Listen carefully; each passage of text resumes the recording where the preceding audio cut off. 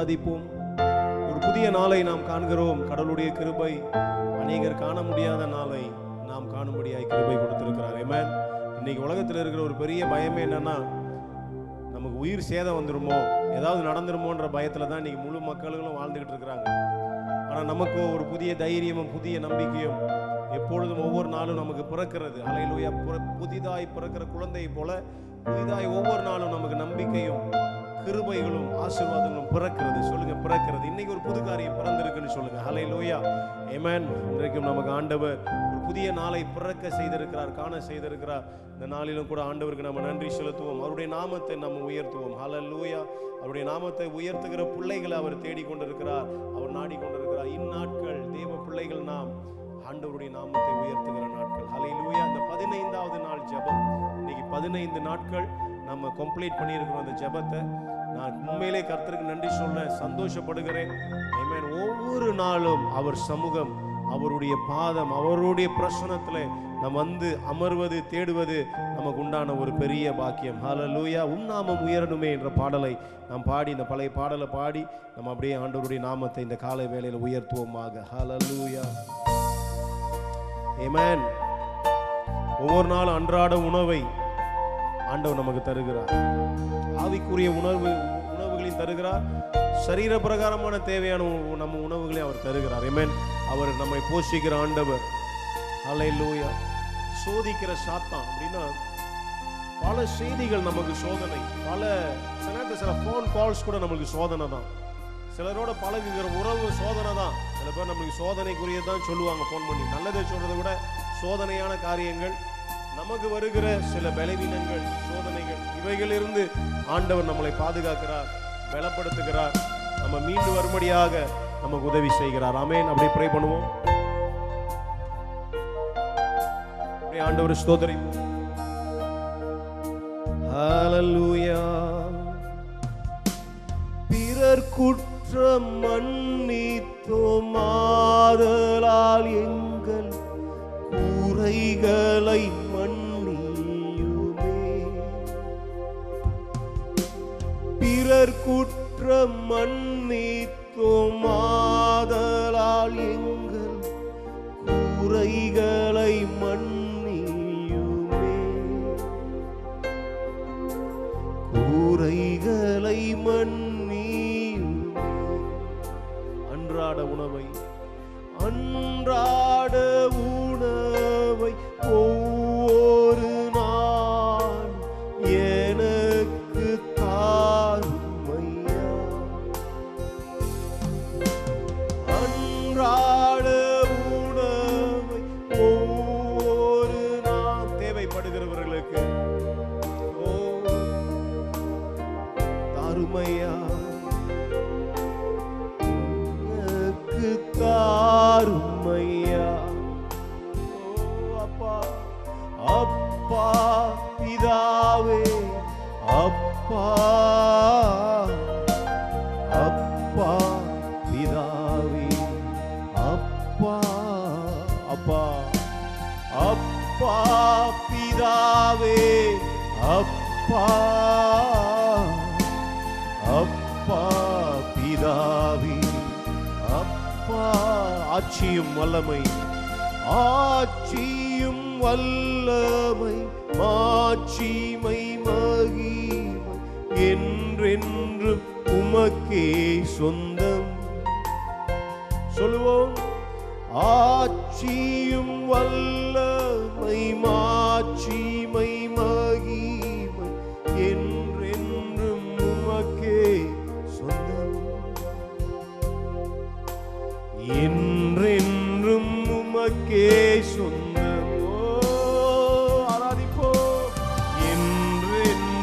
உமக்கே சொந்தம். ஹல்லேலூயா. என்றென்றும் எல்லா கனமும் மகிமையும் உமக்கே சொந்தம். என்றென்றும் உமக்கே சொந்தம்.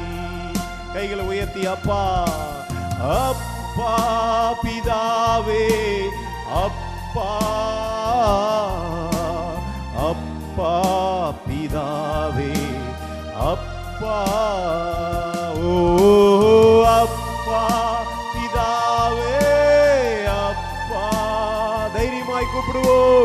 அப்பா பிதாவே, அப்பா ஆவியில் நிறைந்து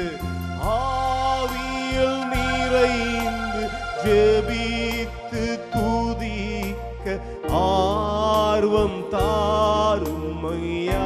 இந்த நாட்கள்ல வீடுகள் ஆவியில நிரம்பி ஆவியில் நிறைந்து ஜெபிக்க துதிக்க ஆர்வம் தாரும் ஐயா. கடவுளே உங்க தேட ஆர்வம் தாரும் ஐயா, ஆர்வம் தாரும் ஐயா. இன்ட்ரெஸ்ட் கொடுங்க ஆண்டவரே, ஒரு டிசைர் எனக்குள்ள பெருகணும். ஓமை தேட ஆர்வம், ஆர்வம் தாரும் ஐயா. தினம் தினம் உங்க பாதம் வர ஆர்வம் தாரும் ஐயா. அந்த வார்த்தையை சொல்லும் போது எனக்கு சிந்தையில் ஒரு காரியம் வருகிறது. சில பேர் கூட பேச ஆர்வம் வரும். அவங்க நம்மளுக்கு தெரியாத நாட்கள்ல அந்த ஆர்வம் இருக்கு. அதனால தெரிந்த பிற்பாடு ஆர்வம் வரும். ஏன்? அவங்களுடைய நல்ல கிரியைகள், நல்ல சுபாவங்கள், அவங்களுடைய நல்ல தன்மைகள், அவங்களுக்குள்ள இருக்கிற சில விஷயம் நம்மளை இன்ஸ்பயர் பண்ணியிருக்கும். அவங்களுக்குள்ள இருக்கிற சில காரியம் நம்மளை கவர்ந்திருக்கும், தொட்டிருக்கும். நமக்கு அது பிளஸிங்கா இருக்கும். அதனால அவங்களோட பேசும்போது ஒரு ஆர்வம் உண்டாகும். ஆண்டவர் எவ்வளவு ஆர்வத்தை நம்ம வாழ்க்கையில் உண்டாக்கி இருக்கிறாரு. நமக்கு தேவைகளை சந்தித்திருக்கிறாரு, நம்மளை பலப்படுத்தி இருக்கிறாரு, நம்மளை உற்சாகப்படுத்தி இருக்கிறாரு. அவர் நாமமே நம்மளுக்கு இன்ஸ்பிரேஷன் இல்ல. ஹல்லேலூயா. இயேசுன்ற நாமம் தானே நம்மளுக்கு லீடர்ஷிப் எடுத்துட்டா அவர் தான் நம்மளுக்கு இன்ஸ்பிரேஷன். ஆமென். நல்ல குணாதிசயங்கள் எடுத்துட்டா அவர் தான் நம்மளுக்கு இன்ஸ்பிரேஷன். எல்லா பகுதியிலும் அவர் தான் நம்மளுக்கு ஆர்வம் ஊட்டுகிற நபர். ஹல்லேலூயா. ஒரு ஆசீர்வாதம் எடுத்துட்டீங்கன்னா அவர் தான் நம்மளை இன்ஸ்பயர் பண்ணியிருக்கிறார். ஆசீர்வாதமா நீ வாழு என்று சொல்லி. ஹல்லேலூயா. அப்படி நம்மள வாழ்க்கையை ஆர்வம் ஊட்டினவர் அவர் தான். ஆமென். அதனால அவர் தேடுறதுக்கு ஆர்வம் தாரும் ஐயா. இயேசுவே ஆர்வம் தாரும் ஐயா. அப்பா பிதாவே கூப்பிடுவோமாக. ஓ அப்பா பிதாவே, அப்பா அப்பா பிதாவே, அப்பா ஓ அப்பா பிதாவே, அப்பா அப்பா பிதாவே, அப்பா உன் நாமம் உயரணுமே, உன் நாமம் உயரணுமே. உன் அரசு வரணுமே, உன் விருப்பம் நடக்கணுமே எங்கள் வீட்டிலே. உன் நாமம் உயரணுமே எங்கள் வாழ்வில். உன் அரசு, அவருடைய ஆளுகை. Oh yes Jesus. உன் விருப்பம் நடக்கணுமே எங்கள் ஊழியத்துல, எங்க குடும்பத்துல. உன் விருப்பம் நடக்கணுமே இயேசுவே. உன் விருப்பம் நடக்கணுமே அப்பா. அப்பா பிதாவே, அப்பா இயேசுவே, அப்பா பிதாவே, அப்பா ஓ அப்பா பிதாவே, அப்பா ஆராதிப்போம். அப்பா இந்த காலை வேளையில ஒரு புதிய கிருபை நம்ம மேல வந்து இறங்குகிறது. அவருடைய நாமத்தை உயர்த்தி அப்பா பிதாவே, அப்பா அப்பா பிதாவே, அப்பா. கைகளை உயர்த்தி கொஞ்ச நேரம் அப்படியே தேவ பிரசன்னத்துல நில்லுங்க. கண்களை மூடி. ஓ எனது அப்பா இயேசுவே, உங்க நாமம் உயரணும் ஆண்டவரே. இந்த காலை வேளையில அவர் நாமத்தை பிரஸ்தாபப்படுத்தும் எந்த இடத்திலும் அவர் கடந்து வருகிறார். உங்க வாழ்க்கையில அவருடைய விருப்பம், அவருடைய சித்தம், அவருடைய அரசு பெருக பெருக எந்த தீமையும் உங்களை அணுகாது, எந்த பொல்லாப்பு உங்களுக்கு நேரிடாது. காரணம், நீங்கள் கடவுளுடைய கிருபையில, கர்த்தருடைய நன்மையில, அவருடைய அடைக்கலத்திலே நீங்கள் பெருகி கொண்டு இருக்கிறீர்கள். ஆமென். ஹல்லேலூயா. 15வது நாள் ஜெப நாள்ல, ஆராதனை நாள்ல, இந்த காலை வேளை இந்த 1 மணி நேரம் தேவனை தேடுகிற இந்த ஜெபத்துல பங்கு பெறுகிற உங்களை கர்த்தர் கழுகுகளை போல உயர்த்தி கன்மலையின் மேலே அமர செய்வார். எத்தனை பேர் ஆமென் சொல்லுகிறீர்கள்? ஹல்லேலூயா, ஆமென். கைகளை தட்டி நல்ல பலமாக இந்த பாடலை நாம் பாட போகிறோம். நல்லா எழுந்து நல்ல உற்சாகமா இந்த பாடலை இந்த காலை வேளை நாம் பாடுவோம். ஆமென். உற்சாகமா இருப்போம். உற்சாகமா தேவ சமூகத்தில் இருந்து ஆமென் நாம் தொடங்குவோம். எல்லா காரியத்தையும் கர்த்தர் பார்த்துக் கொள்வார். கவலைகளை மறந்து கம்பீரமா ஆமென். நல்ல கைகளை தட்டுவோம். ஆமென். நல்ல உற்சாகமா கைகளை தட்டி ஆராதிங்க. கர்த்தர் புது கிருபையை தருகிறார், புதிய பலனை தருகிறார். ஆமென். ஹல்லேலூயா, ஆமென். வாரும் எம்மத்தியில் என்று கேட்போமாக. அவர் நாமம் மகிமைப்பட. ஆமென். சொல்லுவோம். வாரும் எம்மத்தியில் நாமம் மகிமைப்பட. சொல்லுவோம்.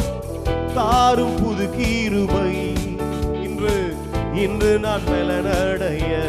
வாரும் வாரும் எம்மத்தியில் நாமம் மகிமைப்பட. தாரும் தாரும் புது கிருபை இன்று இன்று நான் பலனடைய. கழுகை போல கழுகை போல உயர எழும்பி கன்மலை மேலே நிற்க.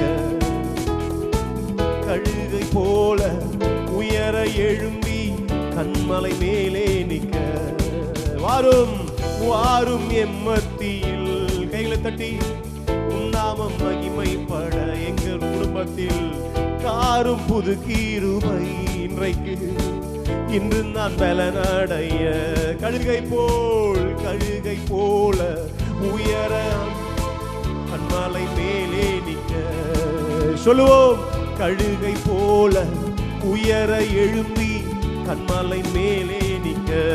அக்கினி அக்கினி நாவுகளாய் சீஷர்கள் நடுவில் வந்தி.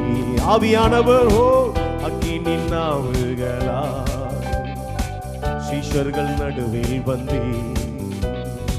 பரிசுத்த ஆவி தந்து பரமனை காண செய்தி.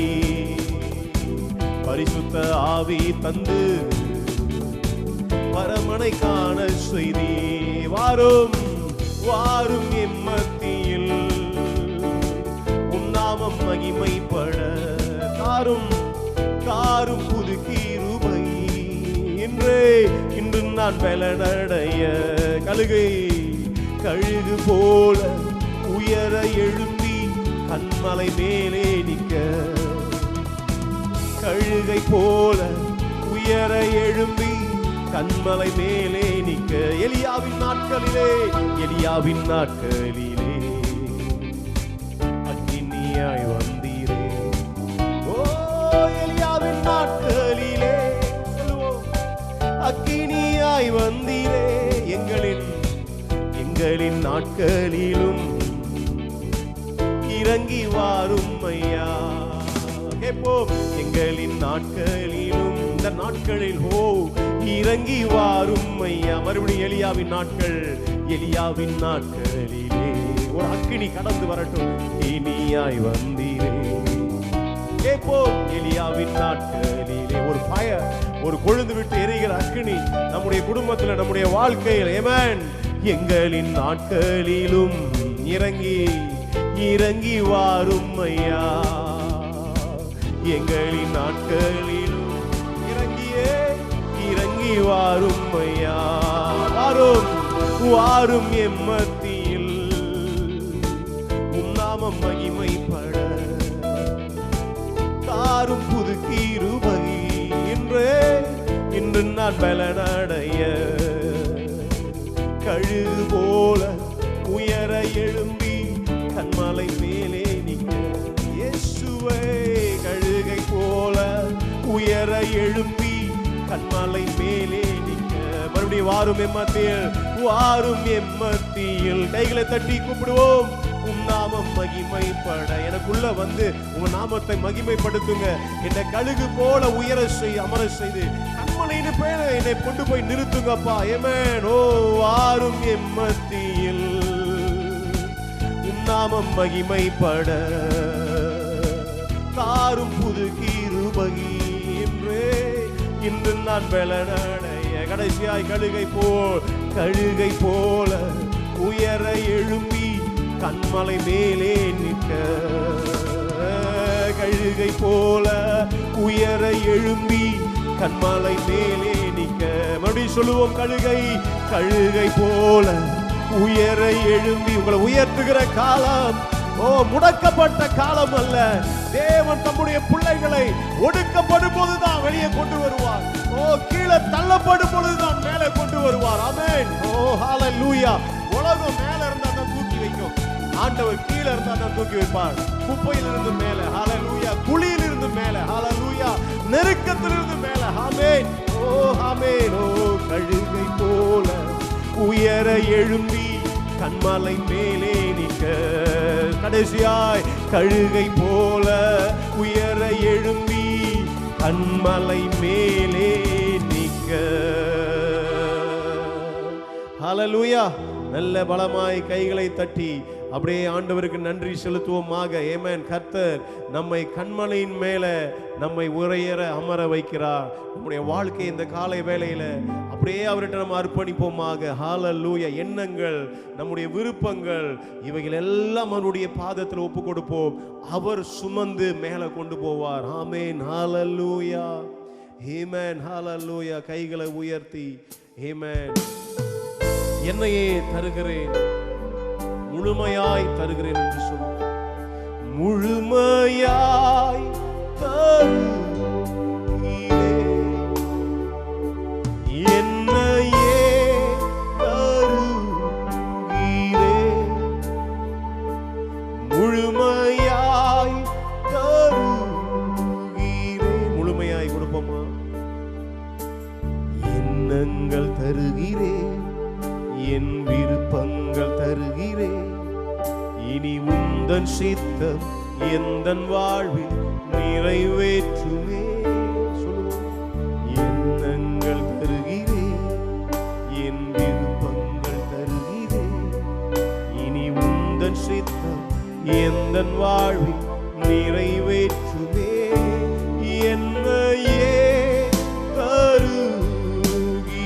இந்த காலை வேளையில சொல்லுவோம், முழுமையாய் தருகிறேன். என்னையே தருகிறேன். முழுமையாய் தருகிறேன். பிரியமானவர்களே, இன்றைக்கு அப்படியே நம்ம ஆண்டவர் ஆராதிப்போம். கர்த்தர் நமக்கு பலனாக இருக்கிறார். ஆமென். தேவன் நமக்கு கேடகமாக இருக்கிறார். ஹalleluya. எல்லாத்தையும் ஆண்டவர்கிட்ட ஒப்பு கொடுத்து இன்னைக்கு ஆண்டவருடைய கரத்தில் நம்மளை அர்ப்பணிப்போமாக. ஹalleluya. மறுபடியும் இந்த பல்லவியை பாடி இந்த 15வது நாள் இந்த ஜெபத்தில் பங்கு பெறுகிற அத்தனை பேரையும் ஆண்டவர் ஆசீர்வதிப்பார். நீங்கள் முழுமையாக ஒப்பு கொடுத்து இந்த வார்த்தையை சொன்னேன், இந்த வசனத்தை நம்ம தியானிச்சோம், இந்த வசனத்தை நான் உங்களுக்கு சொன்னேன். அபாக்குக்கு சொல்றது போல நமக்கு எப்படிப்பட்ட நிலைகள் இருந்தாலும் கர்த்தர் நமக்கு மான் கால்களை கொடுத்து உயர அமர வைப்பார். ஆமென். ஹalleluya. ஆமென். பாரங்கள் எல்லாம் இப்போ அவர்கிட்ட நம்ம தருவோமா? ஆமென். காயங்கள் எல்லாம் அவர்கிட்ட கொடுப்போம். ஆமென். ஹalleluya. சொல்லுவோம், பாரங்கள் தருகிறேன், பாரங்கள் தருகிறேன், என் காயங்கள் தருகிறேன், என் ஆத்துமாவை உயிர்ப்பித்து எழும்ப செய்யுமே. பாரங்கள் தருகிறேன், என் காயங்கள் தருகிறேன், என் ஆத்துமாவை உயிர்ப்பித்து எழும்ப செய்யுமே. என்னையே தருகிறேன், முழுமையாய் தருகிறேன். என்னையே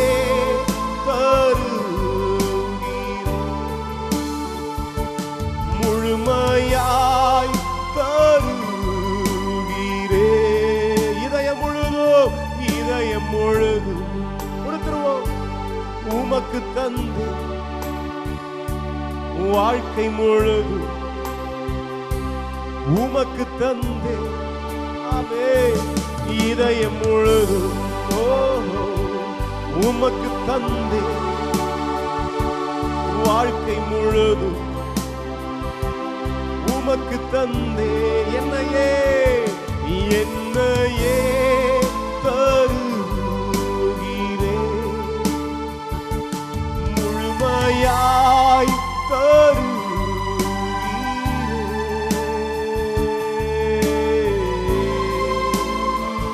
அப்படியே ப்ரே பண்ணுங்க. ஆண்டவர்கிட்ட தேவைகள் எல்லாம் சொல்லுங்க. ஆண்டவரே, இன்றைக்கு இந்த ஜெபத்துல பங்கு பெறுகிற பிள்ளைகளுக்கு வீடுகள்ல எந்த குறையும் இல்லாதபடிக்கு கர்த்தருடைய நாமத்துல நான் ஆசீர்வதிக்கிறேன்.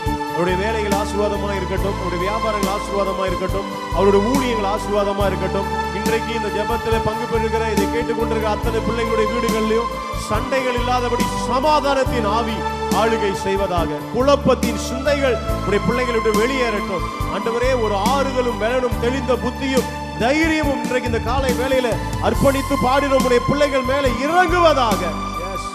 கர்த்தருடைய நாமத்தினால நான் உங்களை ஆசீர்வதிக்கிறேன். God bless you. தேவன் தாமே நம்மளை இன்னும் பெருக செய்வார், இன்னும் நம்மை ஆசீர்வதிப்பார். Amen, amen. God bless you. அருமையான தேவ ஜனமே, இந்த நேரத்தில் உங்களோடு கூட கர்த்தரை ஆராதிக்கபடியா, தேவ செய்தியை கொடுக்கபடியா, தேவன் கொடுத்த பெரிதான சாக்கியத்துக்கு நன்றி செலுத்துகிறேன். பால் பண்ணி அவர்கள் எனக்கு ரொம்ப பிடித்தமான ஒரு நண்பர், அருமையான தேவ ஊழியர். மலேசியா தேசத்திலே அவர் செய்கிற காரியங்களை நான் பார்க்கும் பொழுது எனக்கு ஆசமான ஊழியத்தை கர்த்தருடைய கரங்களை கொடுத்திருக்கிறார். கொஞ்ச நேரம் கர்த்தரை நம்ம ஆராதிக்கலாமா? எந்த சூழ்நிலையாக இருந்தாலும் சரி, வீடுகளில் எங்கே இருப்பீர்கள், குடும்பமாயிருப்பீர்கள், இந்த நேரத்தில் ஒரு சில நிமிடம் கர்த்தரை ஆராதிக்க நம்ம போகிறோம். ஒரே ஒரு பாடலை மட்டும் நான் பாடி தேவ செய்தி உங்களோடு பகிர்ந்து கொள்ள நான் விரும்புகிறேன். இது ஒரு ஆளுமை உள்ள வார்த்தை. பெங்களூர் பட்டணத்திலே ஒரு பெரிய ஆராதனை கூட்டம் நடத்தும் பொழுது இந்த பாடல் மூலமாக அநேகர் தொடப்பட்டார்கள். அழுகையை நான் பார்க்க ஆரம்பித்தேன். இந்த வார்த்தை சொல்லுகிறது இம்மானுவேல் என்று சொல்லி கூப்பிடுகிற ஒரு நாமத்தின் வார்த்தையாக இருக்கிறது. எங்கே இருந்தாலும் சரி, தேவ வார்த்தையை இந்த இடத்துல உச்சரிக்கலாமா? உடைய நாமத்தை சொல்லலாமா? இம்மானுவேல் என்று சொல்லி என்னோடு கூட இருக்கிறவர் நீரப்பா. நேற்று மாத்திரம் என்னோடு கூட இல்லை, குறுகிய வருஷத்துக்கு மாத்திரம் இல்லை, இல்லை 2 வருஷமோ 3 வருஷமோ 5 வருஷமோ 10 வருஷமோ இல்லை 50 வருஷம் மாத்திரம் என்னோடு கூட இருந்தவர் மாத்திரம் நம்ம சொல்ல முடியும். தேவன் நம்மோடு கூட எப்பொழுதுமே இருக்கிறவராக இருக்கிறார். அதுதான் இம்மானுவேல், நம்மோடு இருக்கிறவர் என்று சொல்லி பாடுவோமா?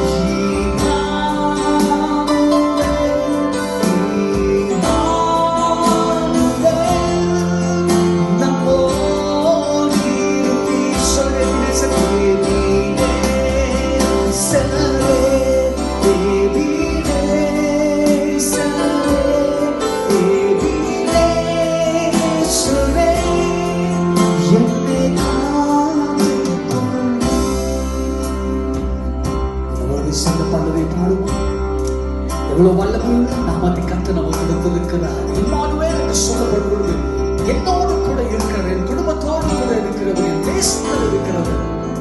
வாயை திறந்து கூப்பிடலாமா? தேவ சொன்னவை சொல்லுகிறேன்.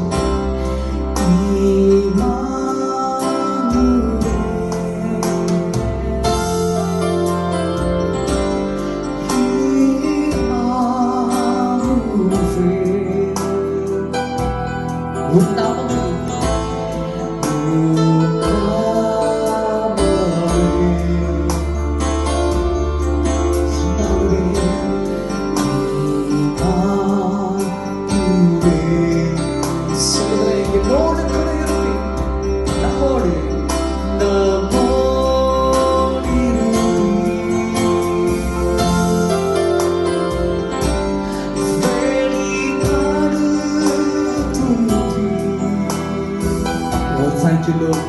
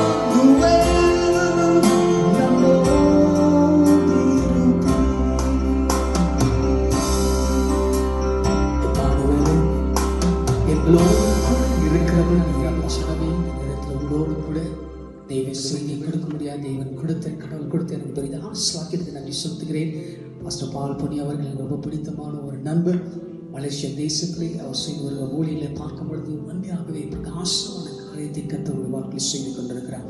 இந்த காலத்தில் இந்த நேரத்தில் உங்களோடு நான் ஒரே ஒரு காரியத்தை சுருக்கமாக சொல்லி நான் ஜீவித்து முடிக்க விரும்புகிறேன். அதிக நேரம் இல்லாத சூழ்நிலையில் ஒரே ஒரு வசனத்தை, ஒரு பகுதியை நான் வாசிக்க விரும்புகிறேன். இந்த காலகட்டத்தில் நாம் பார்க்கப்படும் பொழுது உலகம் முழுவதும், தேசம் முழுவதும் இன்றைக்கு சீரழிந்து போய்கொண்டிருக்கிற காலகட்டம். எவ்ரி டிபார்ட்மெண்ட், பொருளாதாரமோ பணமோ இல்ல பிசினஸோ இல்ல ஜனங்களுடைய அனுதின வாக்கிங்களோ, everywhere there is a problem. பயங்கரமான வீழ்ச்சியின் மத்தியில் வாழ்ந்து கொண்டிருக்கிற ஒரு காலகட்டம். அநேகர் சொல்வார்கள், அநேகர் சொல்லிக் கொண்டிருக்கிறது, இது கடைசி நாட்களுடைய அறிகுறி இருக்கலாம், இல்ல தேவனுடைய வருகிற நாட்கள் மிக சீக்கிரமாக இருக்கிறது. Yes, it is true. ஆனா இப்போ இருக்கிற இந்த காலகட்டத்துல if you turn the television, தொலைக்காட்சி நீங்க ஆன் சொல்லி, வானொலி காட்சியோ இல்ல ஊடகங்களோ எது நீங்க ஆன் பண்ணாலும், இன்றைக்கு நாம் கேட்கிற ஒரே ஒரு செய்தி, ஒரே ஒரு வார்த்தை, வாசித்தாலும் சரி கேட்கிற செய்திகளாக இருந்தாலும் சரி, only one word has been repeated again and again. It's called the coronavirus. இந்த கொள்ளை நோயின் மூலமாக இன்றைக்கு தேசங்களில் இன்றைக்கு ஒழித்து போயிருக்கிறது. வல்லரசு நாடுகள் இன்றைக்கு திணறி போய் அதற்கு முடிவு கட்ட முடியாமல் ஓடிக்கொண்டிருக்கிற ஒரு காலகட்டம். In this world, for every medicines is found, for every disease. எல்லா நோய்களுக்கும் மருத்துவத்தை அவர்கள் கண்டிருந்த இந்த காலகட்டத்தில், look at this, இந்த ஒரு கொள்ளை நோய்க்கு எந்த மருத்துவமும் இன்னும் அவர்கள் பெற்றுக்கொள்ளாமல் அடைய முடியவில்லை. என்று சொன்னால் இது மருத்துவத்துக்கும் மேல இல்ல நம்முடைய நினைப்புக்கு மேல நடக்கிற ஒரு கொள்ளை நோயாக இருக்கிறபடியால் இன்றைக்கு நாம் கிறிஸ்தவர்கள் இயேசுவை ஏற்றுக்கொள்கிற ஜனங்களுக்கு மத்தியிலே தேவன் எந்த காரியத்தை வெளிப்படுத்திக் கொண்டிருக்கிறார், இல்லை எதை ஆண்டவர் அனுபவப்படுவதற்கு இப்படிப்பட்ட சூழ்நிலை கர்த்தர் நமக்கு கொடுக்கிறார். இதன் மூலமாக எதை நம்ம பெற்றுக்கொள்ள வேண்டும் என்பது தான் இன்றைக்கு நாம் அறிந்து கொள்ள வேண்டிய ஒரு முக்கியமான காலகட்டம். வேதத்தில் ஒரு பகுதியை நான் வாசிக்க விரும்புகிறேன். மார்க் எழுதின சுவிசேஷம் 4வது அதிகாரம் 35வது வசனத்தில் வாசிக்கப்படும் பொழுது very interesting things are happening. இயேசு வாழ்ந்த காலகட்டத்திலே similar situation is happening, but it is not the sickness, but something is happening. It was a sudden. இந்த கொள்ளை நோயை பார்க்கப்படும் பொழுது இது யாருக்கும் தெரியாத ஒரு செய்தியாக இருந்தது. திடீரென்று எழுப்பின ஒரு காலகட்டம், இன்றைக்கு பெருக்கிக் கொண்டிருக்கிற ஒரு காலகட்டம். But look at the words. இந்த வேதத்தின் அடிப்படையில் நாம் பார்க்கப்படும் பொழுது, வேதாகமம் உங்களுடைய வீடுகளில் நீங்க வைத்திருப்பீங்கன்னு சொன்னால், உங்களுடைய கரங்களில் வைத்திருப்பீங்கன்னு சொன்னால், தேவ செய்தியை நீங்க கேட்டுக்கொண்டிருப்பீங்கன்னு சொன்னால், தயவு செய்து காதுகளை திறந்து என்னோடு நீங்க இந்த செய்தியை கேட்க முடியும், வசனத்தை கேட்க முடியாது நான் கேட்டுக்கொள்கிறேன். மார்க் எழுதின சுவிசேஷம் 4ஆம் அதிகாரம் 35வது வசனத்தில் வாசிக்கப்படும் போது, let me read it for you. நான் உங்களுக்கு அங்க வாசிக்க விரும்புகிறேன். அன்று சாயங்காலத்தில் அவர்களை நோக்கி, யாரை நோக்கி? சீடர்களை நோக்கி, அக்கறைக்கு போவார்கள் என்றார். அவர் ஜனங்களை எல்லாம் அனுப்பிவிட்டு படவில் இருந்தபடியே அவரோடு கூட போனார்கள். மற்ற சீடர்களும் மற்ற படகுகளும் அவரோடு போனார்கள். அப்பொழுது பலத்த சுழல் காற்று உண்டாகி படகு நிரம்பத்தக்க அலைகள் அதிமேல் மோதிற்று. கப்பலின் பின்னத்தில் அவர் தலைமை வைத்து நின்றிருந்தார். அவர்கள் அவரை எழுப்பி, போதுகிறேன், நாங்கள் மடிந்து போகிறது உங்களுக்கு கவலை இல்லையா என்றார்கள். அவர் எழுந்து காற்றையும் அதட்டி கடலை பார்த்து, இறையாதே, அமைதலாய் இரு என்றார். அப்பொழுது காற்று நின்று போய் மிகுந்த அமைதல் உண்டாயிற்று. அவர் அவர்களை நோக்கி, நான் this is a very important part. இந்த பகுதியிலே இந்த வார்த்தை தான் உங்களோடு நான் பேசுகிற ஒரு வார்த்தை. இயேசு சீடர்களை நோக்கி அவர் கேட்கிற கேள்வி பாருங்க, ஏன் இப்படி பயப்பட்டீர்கள்? ஏன் உங்களுக்கு விசுவாசம் இல்லாமல் போயிற்று என்றார். அவர்கள் மிகவும் பயந்து, இவர் யாரோ, காற்றும் கடலும் இவருக்கு கீழ்ப்படுகிறது என்று சொல்லி ஒருவர் சொல்லிக் கொண்டார்கள். Look at the words. வாசித இந்த எல்லா பகுதியை காட்டிலும் இன்றைக்கு இயேசு நம்மளை பார்த்து கேட்கிற 2 கேள்விகள் என்று சொன்னால், ஏன் பயப்பட்டீர்கள்? Why are you fear? Look at the இயேசுவுடைய வாக்கில பார்க்கப்படும் பொழுது, அப்பதான் அந்த சம்பவத்துக்கு முன்பாகத்தான் சீடர்களோடு கூட போய் அநேக ஊழியர்களை செய்கிறார். There is no time for him to take a rest. தலையை வைத்து அவர்கள் இளைப்பாறுவதற்கு நேரமில்லை, சூழ்நிலைகள் இல்லை, இடம் இல்லாத காலகட்டத்தில் ஊழியர்களை முடித்து அவர்கள் ஒன்றாக செய்து கொண்டு பல மைல்கள் தூரம் தாண்டி இயேசுவானவர் நடந்து போய் ஒவ்வொரு ஜனங்கள் மத்தியிலும் போய் சுவிசேஷத்தை சொல்லி, ஓமைகளை சொல்லி, செத்த பிணத்தை உயிரோடு எழுப்புகிறார், கண் பார்வைக்கு கண்ணை கொடுக்கிறார், செவி கொடுக்கிறார், பேச தெரியாத வார்த்தைகளை கொடுக்கிற, வார்த்தையின் மூலமாக அறியாத ஜனங்களுக்கு ஜீவனையும் பலத்தையும் கொடுத்து கொண்டிருக்கிற அந்த காலகட்டத்தில் ஊழியர்களை முடித்து விட்டு அவர் சீடர்களை பார்த்து திடீர்னு சொல்லுவார், let's go to the other side. அந்த கரைக்கு நம்ம போவோம் என்று அவர் சொல்கிறார். They didn't expect that. எதிர்பாராத ஒரு வார்த்தையாக இருந்தது. ஏன்னா கப்பல்ல அந்த இடத்து அந்த கரைக்கு போவோம் என்று சொன்னால், இந்த காலத்தில் நமக்கு எல்லா ஃபெசிலிட்டிஸும் இருக்குது, அந்த காலத்தில் ஒன்றுமே கிடையாது. They have to plan ahead of that.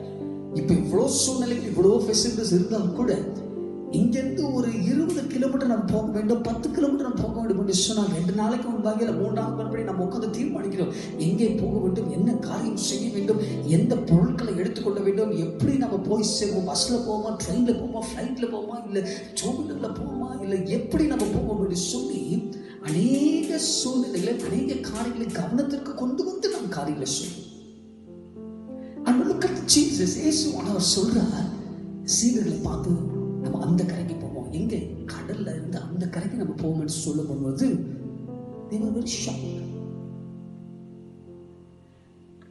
சீடர்கள் போகிறார்கள். தொடக்கம் நன்றாக இருக்கிறது. வேதத்தில் சொல்லப்படுகிறது, கப்பலின் பின்னணத்தில் அவர் தலையணை வைத்து தூங்குற ஒரு சூழ்நிலைக்கு அவர் போய்கொண்டிருக்கிறார். ஆனால் சீடர்கள் மேல இருக்கிறார்கள், நன்றாக இருக்கிறது. இந்த சீடர்களுக்கு எல்லாம் தெரியும் கடல் எப்படிப்பட்ட கடலாக இருந்திருக்க வேண்டும், எந்த ஆழமாக இருந்திருக்க வேண்டும் என்று சொல்லி. ஏன்னா சீடர்கள் சொன்னால் அவர்கள் போதிக்கிறவர்கள் மாத்திரம் இல்லை, அடையாளம் செய்வர்கள் மாத்திரம் இல்லை. இந்த சீடர்களுடைய உண்மையான வேலை என்று சொன்னால் மீன் பிடிக்கிற தொழிலாளர்கள். They only knows how to fish. உலகத்தை பத்தி தெரியாத ஒரு ஜனங்களாக இருக்கலாம், படிப்பறை இல்லாத ஒரு ஜனங்களாக இருக்கலாம், இல்லை எந்த ஞானமும் இல்லாத ஒரு சீடர்களாக இருந்திருக்கலாம். ஆனால் they only knows about the sea.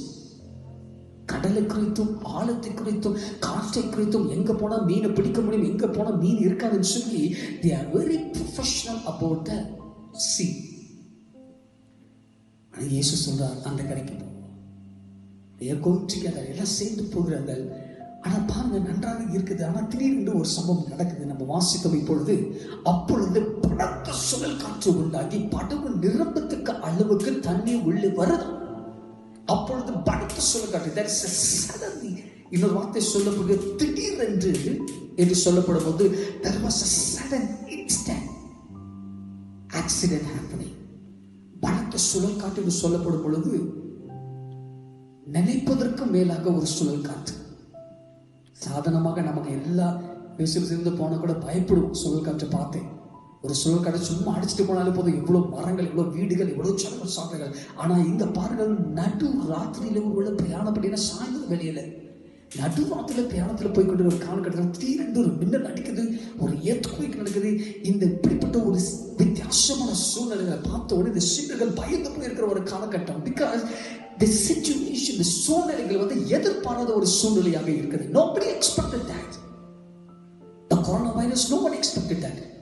இந்த உலகத்துல எல்லா நோய்க்கும் மருத்துவத்தையும் எல்லா காரியத்தையும் கண்டுபிடித்த ஜனங்கள் இந்த கொரோனா வைரஸுக்கு இன்னும் எதுவுமே கண்டுபிடிக்காத ஒரு சூழ்நிலை. இன்வெஸ்டிங் so much money, அநேக பணத்தையும் செலவழிக்கிறார்கள், அநேக இடத்தை செலவழிக்கிறார்கள், அநேக காரியத்தை செய்கிறார்கள், எவ்வளவோ செய்து முடிக்க பார்க்கிறார்கள். ஆனா இதற்கு எந்த முடிவும் இல்லாம இதற்கு there is no any solution for that, but only one solution is ஒரே ஒரு காரணம் என்று சொன்னால் மதித்து தான் போக வேண்டும். அப்படிப்பட்ட ஒரு சூழ்நிலைக்குள்ள திடீரென்று இப்படிப்பட்ட சூழ்நிலைக்குள்ளே நம்ம போய்கிட்டு ஒரு காலகட்டம். ஆனா திடீரென்று சொல்லி ஒரு காரியம் நம்முடைய வாழ்க்கை நடக்கும் பொழுது, சீடர்கள் நடந்த காலத்துல பார்க்கப்படும் பொழுது அதே காரியம் தான் பயம் என்ற சூழ்நிலை நமக்குள்ள வருது. இந்த சீடர்கள் பாருங்க, they were very terrified. They knows how to even swim. நீச்சல் அடித்து தப்பித்துக் கொள்கிற ஒரு சூழ்நிலைக்குள்ள அவர்களுக்கு நன்றாக தெரியும், அவங்க நல்ல professional about how to swim. ஆனா இங்க பாருங்க, சூழ்நிலைகள் மிக மோசமாக ஓடிக்கொண்டிருக்கிற ஒரு காலகட்டத்தில் they were very terrified. பயத்தோடு அவர்கள் ஓடிக்கொண்டிருக்கும் பொழுது அவர்கள் செய்கிற காரியம், ஒருவேளை அந்த சூழ்நிலை மத்தியிலே அவர்கள் ஐயோ என்ன செய்வோம் சொல்லி ஒருவர் கூட சண்டை போட்டுக்கலாம், இல்லை ஒருவர் சொல்ல ஐடியாஸ் போட்டுலாம், டே நம்ம அப்படி போட்டலாம், அந்த தொழில்களை தூக்கி நம்ம வெளியே போட்டலாம், இருக்கிற கணத்தை எல்லாம் தூக்கி நம்ம கடல்ல போட்டலாம்னு சொல்லி ஒருவர் அவர்கள் ஞானத்தை அவர்கள் இந்த இடத்துல எடுத்துருக்கலாம், இல்லை சிந்தனையில் எடுத்துருக்கலாம், இல்லை அறிவுரை எடுத்துருக்கலாம், இல்லை ஒருத்தர் டே நம்ம ஏன் இப்படி வந்தோம் சொல்லி ஒருவரை சண்டை போட்டுக்கொண்டு வேதனைக்குள்ள அவர்கள் போய் கொண்டிருக்கலாம். They were only, fight between each other. But after a long time, அவர்களால் எடுத்த முயற்சி எல்லாம் தோல்வியில போன உடனே எனக்கு ஒரே ஒரு சொல்யூஷன், ஏதாவது ஒரு காரியம் நடக்க வேண்டும் என்று சொல்லி அந்த கொஞ்ச நேரமா அவர்கள் எல்லா காரியங்களையும் எடுத்ததுக்கு அப்புறம் கடைசி ஒருத்தர் சொல்றான், ஓ இந்த இடத்துல ஒரு இருக்கிறான்னு சொல்லி நேரம் ஓடி போய் வசனத்தை சொல்லப்படுற கப்பலின் பின்னிடத்தில் அவர் தலைமையை வைத்து நெத்திரையால் உறங்கிக் கொண்டிருக்கிற ஒரு காலகட்டத்தை பார்க்கிறான். மேல ஒரு பக்கம் கதறி அழுறாங்க, மேல ஒரு பக்கம் சாக போகிற ஒரு சூழ்நிலை, மேல ஒரு பக்கம் சொல்றாங்க, ஐயோ எங்க மாம்சம் அழிந்து போக போகுதே, என் குடும்பத்தை இழக்க போகிறேனே, இந்த உலகத்தை நான் உலகத்துல மறித்து போக போறேனே, சந்தோஷம் போக போகுதே, பணம் எல்லாம் போக போகுது, சொத்துக்கள் எல்லாம் போக போகுது, வாழ்க்கையெல்லாம் போக போகுதுன்னு சொல்லி அழிந்து கொண்டு அவர்கள் பரலோகத்தை பார்த்து வானத்தை நோக்கி இல்ல மற்ற தேவனை நோக்கி கூப்பிடுற ஒரு காலகட்டத்துல இவர் இயேசு வானவர் சீடர்கள் நேரப்ப அவரை போய் தட்டி இருப்புக்காக போகும் பொழுது what he was doing, sleeping, உறங்கிக் கொண்டிருக்கிற ஒரு காலகட்டம். how possible it is பாருங்க, இந்த whole கொரோனா வைரஸ் போய் கொண்டிருக்கிற இந்த நேரத்துல நம்ம வீட்டு பக்கத்துல யாருக்கு கொரோனா வைரஸ் இருந்தாக்க நைட்ல நம்மளால தூங்க முடியுமா? இல்ல நாளைக்கு நமக்கு ஒரு கல்யாணம் நடக்கும்னு சொன்னாக்க இரவு ஃபுல்லா நம்மளால தூங்க முடியுமா? இல்ல if there is a max exam tomorrow, will you able to sleep? இல்ல ஒரு சந்தோஷமான காரியம் நடக்க போகுதுன்னு சொன்னா நம்மளால தூக்கம் வர முடியாது. துக்கமான இருந்தாலும் சரி, சந்தோஷமான காரியம் இருந்தாலும் சரி, if something is happening in our life, we cannot sleep. அது மனுஷனோட தன்மையாக இருக்குது. ஆனா இங்க பாருங்க, சீடர்கள் கதறி கொண்டிருக்கிற ஒரு காலகட்டம், ஐயோ மறித்து போகிறோமே என்று சொல்லி வேதனை நிறைந்த ஒரு சூழ்நிலைகள்ல look at Jesus.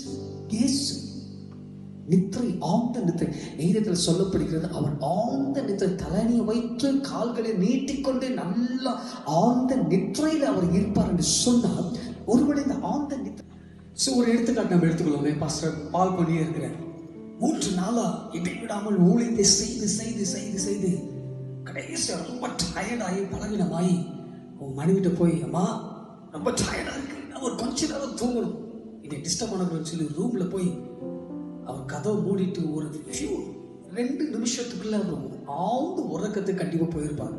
ஆனா எப்படிப்பட்ட உறக்கமா இருந்திருக்கும், நல்ல குரட்டு விட்டு தூங்குற ஒரு சத்தத்தை நம்ம பார்த்திருக்க முடியும், கேட்டிருக்க முடியும். அவருடைய உறக்கம் அப்படி இருந்திருக்கும். ஆழ்ந்த நித்திரை என்பது அதுதான் குறித்து பேசப்படுகிறது. என்ன weak body. அப்போ இயேசுவின் வாழ்க்கையில பார்க்கும்பொழுது he is the same situation he has been going through. tired, பலவீனம், சரீர பலவீனம். தூங்குற இடத்தை பார்த்தீங்க சொன்னா கப்பல்ல கீழே தூங்கிட்டு இருக்கிறாரு. ஆழ்ந்த நித்திரை தூங்கிட்டு போது சீடர்கள் ஒருத்தர் மேல இருந்து கீழே இறங்கி வர. ஆஃப்டர் ஃபியூ மினிட்ஸ்க்கு அப்புறம் பல போராட்டங்கள் எல்லாம் முடித்துட்டு அவனால ஒண்ணுமே பண்ண முடியும்னு சொல்லி கடைசியா யோசனை வந்து, ஓ இயேசு இங்க இருக்கிறான்னு சொல்லிட்டு நேர போகும்பொழுது அவரை தட்டி எழுப்புறாங்க. சாதாரணமா எழுப்பல, தொட்டு எழுப்பல, ஐயா என்று சொல்லி கூப்பிடுது. ஆனா தட்டி எழுப்புறாங்க.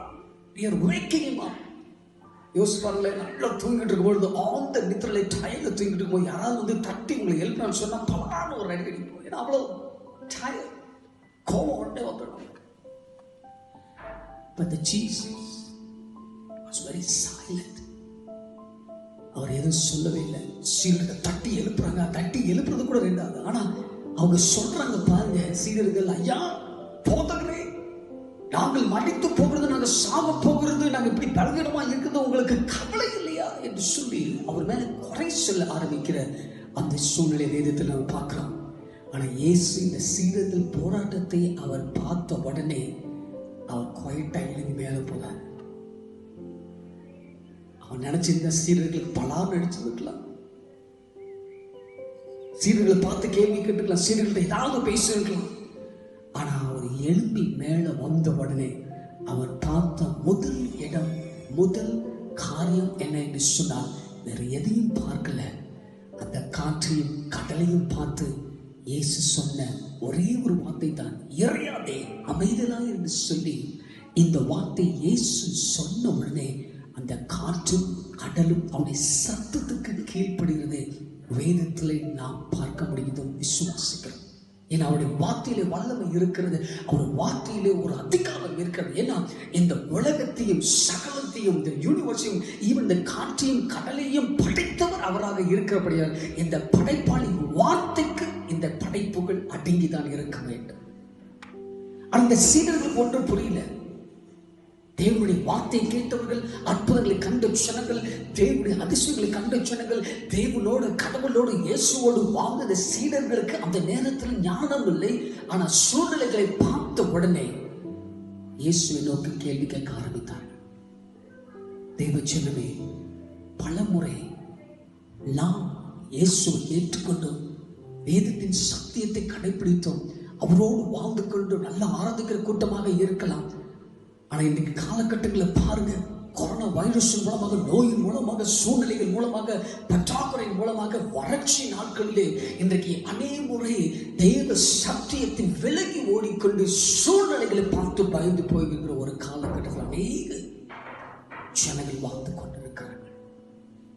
But I want to challenge you today as you listen to the word of God.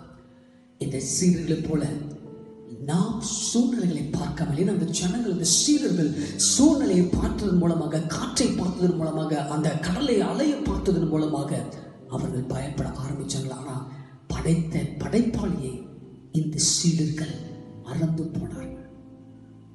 தேவ ஜனமே, நம்முடைய வாழ்க்கையில் இருக்கதான் செய்யும். இயேசு அந்த காற்றையும் கடலையும் அமைதலாக்கணும். உடனே இரண்டாவது, இந்த ஜனங்களை பார்த்து, சீடர்களை பார்த்து கேட்ட கேள்வி என்ன கேள்வி பாருங்க. வேதத்தில் ரொம்ப அழகாக சொல்லப்படும் வல்லமையுள்ள ஒரு கொஸ்டின். இயேசுவானவர் கேட்கிற ஒரு வல்லமையுள்ள powerful question. It's a very simple question, but it's a very sensible question. ஞானமுள்ள ஒரு தேவையான ஒரு கேள்வி சீடர்கள் கேட்கிறான்னு சொன்ன. என்ன கேள்வி? ஏன் பயப்பட்டீர்கள்? Why are you fear? I know the fear is always trembling before us. மலையை போல பயங்கள் அதிகமாக இருந்து கொண்டுதான் இருக்கிறது. நாளையை குறித்த பயம் நமக்கு இருக்கத்தான் செய்யுது. நாளையை குறித்த கவலை நமக்கு இருக்கத்தான் செய்யுது. பிள்ளைகளை குறித்த பயம் இருக்கத்தான் செய்கிறது. பணத்தை குறித்த பயம் இருக்கத்தான் செய்யுது. வேலை குறித்த பயம் இருக்கத்தான் செய்கிறது. வருங்காலத்தை குறித்த பயம் இருக்கத்தான் செய்கிறது. எக்ஸாமை குறித்த பயங்கள் இருக்கத்தான் செய்கிறது. பொருளாதாரத்தை குறித்த பயங்கள் இருக்கத்தான் செய்யுது. சபை குறித்த பயம் இருக்கத்தான் செய்யுது. விசுவாசிகளை குறித்த பயம் இருக்கத்தான் செய்யுது. அவிசுவாசிகளை குறித்த பயம் இருக்கத்தான் செய்யுது. Everywhere there's a fear is standing before us. பயம். இயேசு சொல்றாங்க, ஏன் பயப்பட்டீர்கள்? ஏன் பயப்பட்டீர்கள்? வேதம் சொல்லப்படுகிறது ஆங்கிலத்தில் ரொம்ப அழகாக சொல்லும், if God before us, who can be against us? நமக்கு முன்பாக கடவுள் நம்மோடு இருக்கும் பொழுது, இயேசு நம்மோடு இருக்கும் பொழுது யார் நம்மளை அசட்டை பண்ணுவார்கள்? யார் நமக்கு எதிராக நிற்பார்கள்? ஏனென்று சொன்னால் நாம் விசுவாசிக்கிற தெய்வம், நம்புகிற தெய்வம் இந்த இயேசு நம்மோடு இருக்கிறபடி தெய்வ ஜனமே, சூழ்நிலைகளை பார்க்காமல் படைத்த, சூழ்நிலையை படைத்த இந்த இயேசுவை நோக்கி பார்ப்பதற்கு இன்னைக்கு இயேசு கடவுள் நம்மோடு தெய்வம் பேசிக் கொண்டிருக்கிறார். தெய்வ ஜனமே, the same question நீங்க கேட்கிறீங்க, ஏன் பயப்படுறீங்க? பயம் நம்முடைய வாழ்க்கையில் இருக்குதான் செய்யும். God has given a spirit of fear so that we will fear him. ஆண்டவன் நமக்கு பயத்தை அவை கொடுத்துப்பார்னு சொன்னால் இந்த பயமானது தேவனுடைய நாமத்துக்கு மாத்திரம் அவருடைய சமூகத்து முன்பாக வரும்போது நடுக்கத்தோடு பயத்தோடு வர வேண்டும் என்று சொல்லி தாவீது ரொம்ப அழகாக சொல்லுகிறார். Many times we talk about that, we always meditate on those words. ஆனா பயமே நம்மளை ஆட்கொள்ளக்கூடாது. பயமானது தேவனுக்குரியதாகவும் தேவனுடைய ராஜ்யத்தை கட்டுவதற்காகவும் தேவனுக்கு முன்பாக பயத்தோடு நிற்பதற்காகவும் தேவனுக்கு முன்பாக ஐயா நான் தாழ்த்துக்கிறேன், நான் உடைக்கப்பட்ட மனுஷன், நம்மளை வெறுமையாக்குவதற்கு இந்த பயம் உபயோகப்படுத்தப்பட வேண்டும். ஆனால் அநேக முறை நாம் சூழ்நிலையை பார்த்து, பிரச்சனைகளை பார்த்து, நோய்களை பார்த்து பயந்து இன்றைக்கு வாழ்க்கை இழந்து கொண்டிருக்கிறோம். அநேகர் பயத்தின் மூலமாக தெய்வம் நமக்கு கொடுக்கப்பட்ட குறுகிய காலத்தை நம்ம இழந்து வாழ்ந்து கொண்டிருக்கிறோம். தெய்வ ஜனமே, நம்ம asking the same question, ஏன் பயப்படுறீர்கள்? நம்மோடு இருக்கிறவர் பெரியவராக இருக்கிறார். வேதத்தில் நம்ம வாசிக்கிறோம், உலகத்தில் உள்ளவைகளை காட்டிலும் எனக்குள் இருக்கிறவர் பெரியவராய் இருக்கிறபடியா அவர் பெரிய காரியங்களை நம்முடைய வாக்கில செய்கிறவராய் இருக்கிறார். Because the God who is with us, his name is Emmanuel. நம்மோடு கூட இருக்கிற கடவுள், அவர் இம்மானுவேல் என்று சொல்லப்படும் பொழுது அவர் நம்மோடு கூட இருக்கிறபடியால் பயப்படுவதற்கு எந்த ஒரு இடமும் கொடுக்க கூடாது. But Jesus did not stop with this question. ஏன் பயப்படுன்னு சொல்லி அதோடு கூட கேட்கவில்லை. ஆனால் இரண்டாவது கொஸ்டின் கேட்கிறாரு, ஏன் விசுவாசம் இல்லாமல் போயிற்று? பிகாஸ் வேதத்தில் நம்ம பார்க்கப்படும் பொழுது பயத்திற்கு எதிராக விசுவாசம், விசுவாசத்துக்கு எதிராக பயம், ரெண்டும் ஒன்று கொண்டுதான் ஒட்டு கொண்டு போய்விடுது. If there is no fear, there is no faith. If there is no faith, there is no faith. So இந்த விசுவாசமும் இந்த பயமும் ஒன்றுக்கொன்று இணைந்துதான் போய் கொண்டிருக்கிறது. ஆண்டவர் கேட்கிறார், இயேசு கேட்கிறார், ஏன் விசுவாசம் இல்லாமல் போயிற்று? Many times we read the word, சத்தியத்தை நம்ம கேட்கிறோம், அநேக வாக்குத்தத்த வார்த்தைகளை கேட்கிறோம். ஆனால் சூழ்நிலைகள் நமக்கு முன்பாக வரும்பொழுது விசுவாசத்தை இழந்து அநேக முறை நம்முடைய பணத்தின் மூலமாக விசுவாசம் வைக்கிறோம், தாழ்ந்து வைத்து விசுவாசம் வைக்கிறோம், தாழ்ந்து வைத்து எதை வேணாலும் நான் செய்து கொள்ளலாம், பணத்தை வைத்து எதை வேணாலும் செய்கிறது, பணம் இஸ் தர், மை தொழில் இஸ் தர், என்னுடைய பிசினஸ் இஸ் எனஃப், என்னுடைய family is enough, my life is enough, my talent is enough என்று சொல்லி அநேக முறை நாம் நம்முடைய வேலைகள் மூலமாக, நம்முடைய பணத்தின் மேலாக, நம்முடைய தாளங்கள் மூலமாக விசுவாசத்தை வைத்து ஓடிக்கொண்டிருக்கிற தெய்வ ஜனமே, உன்னையை என்னையும் ஏமாற்றி கொண்டிருக்கிற காலகட்டம். விசுவாசம் நீ யார் மேல் வைத்திருக்கிறார்? கடவுள் மேல், இயேசுவோடு ஒரு விசுவாசம் வைத்திருக்கிறார், இல்ல தேவ சக்திக்கு மேல் வைத்திருக்கிறார், இல்ல சூழ்நிலைகளிலும் உலகத்தின் மேல் விசுவாசம் வைத்து நீ வாழ்ந்து கொண்டிருக்கிறாய். If there is a fear in this world, உலகத்தின் மேல் நீ பயத்தை வைத்து நீ வாழ்வாய் என்று சொன்னால் தேவன் கொடுக்கப்பட்ட இந்த விசுவாசம் நீ வாழ்க்கை இல்லாமல் போய்விடும். ஸோ இயேசு கேட்கிற கேள்வி, ரெண்டு கேள்வி, ஏன் பயப்பட்டீர்கள்? ஏன் விசுவாசம் இல்லாமல் போயிட்டு? If there is a faith in you, if there is a confidence in you, என்னோடு கூட இருக்கிறவர் பெரிய ஒரு ஜீவ தெய்வம் சொல்லி உனக்குள்ளே இந்த ஒரு விசுவாசம் இருக்கும் என்று சொன்ன தெய்வ பிள்ளையே, கடுகளவும் விசுவாசம் இருந்தால் போதும், இந்த பெரிய மலையை பார்த்து நீ நகர்ந்து போய் என்று சொன்னால் அது நகர்ந்து போகக்கூடிய வல்லமை அந்த வார்த்தையில் உண்டு. கடுகளவு விசுவாசம். But I am asking the question, இந்த கடுகளவு விசுவாசம் கூட நமக்கு இருக்குதா? அநேக முறை எழுந்து விடுகிறோம். வேதத்தில் விசுவாசத்தை குறித்து ரொம்ப அருமையான ஒரு வார்த்தை சொல்லப்படுகிறது. எபிரேயர் 12வது அதிகாரத்தை நம்ம திருப்பிக் கொள்வோம் என்று சொன்னால் ரொம்ப அருமையான ஒரு வார்த்தை எபிரேயரில் ரொம்ப சொல்லப்படுகிறது. எனக்கு ரொம்ப பிடித்தமான ஒரு வார்த்தை வாசிக்கிறேன். அதே வார்த்தையோட வாசிக்க முடிக்க நான் விரும்புகிறேன். சுருக்கமாக, நீங்கள் நேரமில்லை. எபிரேயர் 11வது அதிகாரம் 1வது வசனம் இப்படியாக சொல்லப்படுகிறது. எபிரேயர் 11:1 விசுவாசத்தை குறித்த ரொம்ப அருமையான ஒரு எடுத்துக்காட்டு, அருமையான ஒரு விளக்கம் என பேசப்படுகிறது. எபிரேயர் 11:1 விசுவாசமானது நம்பப்படுகிறவர்கள் உறுதியும் காணப்படாதவைகளில் நிச்சயமாக இருக்கிறது. நம்பப்படுகிறவர்கள் உறுதியும் காணப்படாத நிச்சயம் தான் விசுவாசம் என்று சொல்லி வேதத்தில் சொல்லப்படுகிறது. So what we need to understand here, விசுவாசத்தை குறித்த விளக்கம் என்னத்தை குறித்து பேசப்படுகிறது சொன்னால், நம்பப்படுறது உறுதியாக இருக்க வேண்டும். If you believe in God, இயேசுவே உண்மையான கடவுள், அவர்தான் என்னுடைய ரட்சகர், நான் மரித்தால் பரலோகத்தில் நான் போவேன், இந்த உலகத்தில் எதையும் நான் இழந்தாலும் சரி என் ஆண்டவர் என்னோடு கொடுக்கணும் சொல்லி தைரியம் உனக்குள்ளே இருக்கும் பொழுது தேவ பிள்ளையை, அதுதான் நம்பப்படுகிறதுல உறுதியாக இருக்க வேண்டும். இந்த உறுதியானது ஒரு நிமிஷம் கிடையாது, ஒரு வருஷம் கிடையாது, 10 வருஷம் கிடையாது. நீ நம்பப்படுறதுல உறுதியாக இருக்க வேண்டும். ஒரு கப்பல், ஒரு போட்டு, ஒரு பெரிய ஷிப் ஒரு கடல்ல போகணும்னு சொல்லி நடுக்கடலில் போய் அவர்கள் என்ன போடுறாங்க, கப்பல் நிற்பதற்கு நங்குரத்தை போடுகிறார்கள். அந்த சின்ன நங்குரம் பண்ண பெரிய ஒரு ஹெவி ஷிப்பை தாங்குது, எங்கேயும் மூவ் பண்ண விடாம. Because that is powerful. அந்த நங்குரம் கீழே அடி மட்டத்தில் போய் அது ஒரு பிடிச்சு நின்றுச்சுன்னு சொன்னா, எப்பேற்பட்ட அலைகள் வந்தாலும் சரி, எப்பேற்பட்ட பாரங்கள் வந்தாலும் சரி, அந்த கப்பலை அங்கிருந்து எடுத்துக்கொள்ள முடியாத அளவுக்கு அதுகிட்ட சக்தி இருக்கு. அதுதான் உறுதி. அசைக்க முடியாத விசுவாசம், அசைக்க முடியாத நம்பிக்கை, அசைக்க முடியாத தேவன் நம்மோடு இருக்கிறபடியால் அசைக்க முடியாத விசுவாசத்தோடு வாழ்வதற்கு நம்ம கற்றுக்கொள்ள வேண்டும். அதுதான் நம்பப்படுகிறதுல உறுதியாக வேண்டும். If you believe in God, தேவ சத்தியத்தோடு நீ வாழ்வதற்கு நீ நம்பிக்கையோடு இருப்பாய் என்று சொன்னால், தேவ செலவே don't even give 1 second, 1 கடுகளவு அந்த ஒரு பகுதியை கூட நீங்க இழந்து விடக்கூடாது. எடுக்கிற நம்பிக்கையில் உறுதியாக இருக்க வேண்டும். என்ன சூழ்நிலைகள் வந்தாலும் சரி, என்ன பிரச்சனைகள் வந்தாலும் சரி, be firm with your faith. இரண்டாவது சொல்லுது பாருங்க, காணப்படாதவைகளில் நிச்சயமாக இருக்கிறது. You have not seen anything. ஒருவேளை கேட்கலாம், ஆண்டவரே எங்க எனக்கு ஜாப் கிடைக்கும், எங்க எனக்கு இப்படிப்பட்ட பணம் வரும், எங்க எப்படி நான் என்னுடைய லோன் நான் கொடுக்க போகிறேன், எப்படி பெரிய அற்புதம் நடக்க போகுது, இது இயற்கைக்கு அப்பாற்பட்ட அற்புதமாக இருக்க வேண்டுமே, அதுக்காக செபித்துக் கொண்டு சொல்லி பல முறை நீ தேவனுடைய சமூகத்தில் கதறி அழுது கொண்டிருக்கிறான் தேவ பிள்ளை. But I want to tell you something, confident-ஆ சொல்கிறேன், உறுதியாக சொல்லுகிறேன், காணப்படாதவர்களின் நிச்சயம் தான் தேவனுடைய சமூகத்துக்கு முன்பாக நாம் பெற்றுக்கொள்கிற அற்புதமாக இருக்க வேண்டும். பார்த்து அனுபவிப்பது அது அற்புதம் கிடையாது. காணப்பட்டுதான் விசுவாசிப்பேன் என்பது ஒரு நம்பிக்கை விசுவாசம் கிடையாது. ஆனால் காணப்படாதவைகளே நிச்சயமாக இருப்பதுதான் உண்மையான விசுவாசம். நான் பார்த்ததில்லை, என்னுடைய மக்கள் நிறைய பேரை பார்த்துருக்கேன். ஆண்டவரே அநேக சேலஞ்சர் எடுக்கும் பொழுது, அநேக சவால்கள் எடுக்கும்போது அநேக சொல்லுவாங்க, ஐயோ இது பெரிய காரியமாச்சே, பெரிய ஒரு யாராலும் செய்ய முடியாத காரியமாச்சே, உன்னால பண்ண முடியாதுன்னு சொல்லுவார்கள்.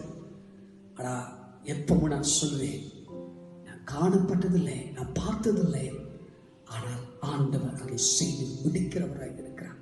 காணப்படாதவைகளில் நிச்சயமாக இருக்கிறார். தேவஜனமே, இதில் தான் நம்ம விசுவாசத்தை நாம் உறுதிப்படுத்த வேண்டும். நம்பப்படுகிறதுல உறுதியாக்க வேண்டும். காணப்படாதவைகளை ஆண்டவர் நிச்சயமாக எனக்கு செய்வார். நான் கேள்விப்பட்டதில்லை, என் கண்கள் பார்த்ததில்லை, என் காதுகள் கேட்கவில்லை, என் நாவினாலே என் இருதயத்தில் உணர்ந்தும் இல்லை. பட் என் ஆண்டவர் நினைத்ததை செய்து முடிக்கிறவர் என்பதை உடைய உள்ளத்தில் இன்றைக்கு நீ அறிக்கை செய்யும் பொழுது தேவஜனமே, தேவன் பெரிய காரியங்கள் வாழ்க்கையில் செய்வார். 2 கேள்வி, ஏன் பயப்பட்டீர்கள், ஏன் விசுவாசம் இல்லாமல் போயிட்டு? இன்னைக்கு இயேசு நம்மோடு கேட்கிற கேள்வி இதுதான். இந்த வார்த்தைக்கு, இந்த கேள்விக்கு பதிலை நாமே இன்றைக்கு நாம் கண்டெடுக்க வேண்டும். சத்தியத்தின் மூலமாக, தேவ வசனத்தின் மூலமாக. Do not be fear. எதற்கு பயப்பட வேதம் சொல்லுவது? உங்களுடைய இருதயத்தை குறித்தோ, உங்களுடைய சூழ்நிலை குறித்தோ நீ கவலைப்பட வேண்டும். நாளைய குறித்த கவலை உங்களுக்கு வேண்டும். If God can provide these birds and animals, பறவைகளுக்கும் மிருகங்களுக்கும் ஆண்டவர் ஒவ்வொரு நாளும் சாப்பாடை கொடுத்து, உயிரை கொடுத்து வாழ வைப்பது ஒரு ஸ்லாக்கியத்தை கொடுப்பார் என்று சொன்னால், நம்மளை படைத்த கடவுள், நேசிக்கிற கடவுள், முன்னையும் பார்ப்பதற்கு, உயிரோடு வைப்பதற்கு, தேவைகளை சந்திப்பதற்கு, நாளையும் சந்திப்பதற்கு அவர் கிருபை உடையவராக, அவர் சத்தியமுள்ளவராக இருக்கிறார். பிகாஸ் அவரை வழி, சத்தியம், ஜீவன் உடையவராக இருக்கிறார். தெய்வ பிள்ளையே, I'm challenging you. இந்த சூழ்நிலையை பார்க்காம, பிரச்சனைகளை பார்க்காம, தேவனுக்கு முன்பாக தைரியத்தோடு வாழ்வதற்கு இன்றைக்கு நீ அர்ப்பணிக்க வேண்டும். அதோடு கூட விசுவாசத்தோடு உறுதியாய் வாழ்வதற்கு தெய்வ சத்தியத்தோடு தெய்வன் என்னோடு கொடுக்கிறார் அற்புதங்களை சொல்ல தெய்வ வாக்கு வார்த்தைகளை வைத்து இந்த வார்த்தையான நம்முடைய வாக்கில் மீண்டுமாய் கிரியை செய்வதற்கு அளவு பண்ணும் பொழுது, அதை விட்டு கொடுக்கும் பொழுது நிச்சயமாகவே நாளை குறித்த பயத்தை போக்குவதற்கும் விசுவாசத்தில் உறுதியாக நிற்பதற்கும்